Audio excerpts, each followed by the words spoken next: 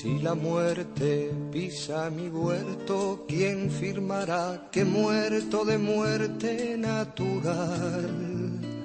¿Quién lo voceará en mi pueblo? ¿Quién pondrá un lazo negro al entreabierto portal?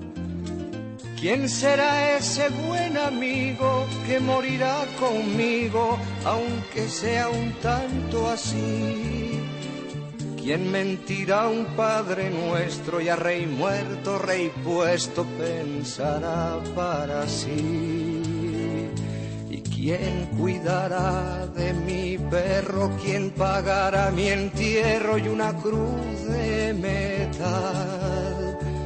¿Cuál de todos mis amores ha de comprar las flores para mi funeral?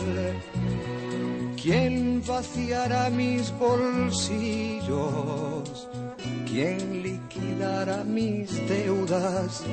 A saber, ¿quién pondrá fin a mi diario al caer la última hoja en mi calendario? ¿Quién me hablará entre sollozos? ¿Quién besará mis ojos para darles la luz? ¿Quién rezará mi memoria? Dios lo tenga en su gloria y brindará mi salud. ¿Y quién hará pan de mi trigo? ¿Quién se pondrá mi abrigo el próximo diciembre?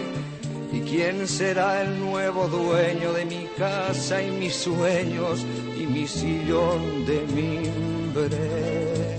¿Quién me abrirá los cajones? ¿Quién leerá mis canciones con morboso placer? ¿Quién se acostará en mi cama, se pondrá mi pijama y mantendrá mi mujer? Y me traerá un crisantemo el 1 de noviembre.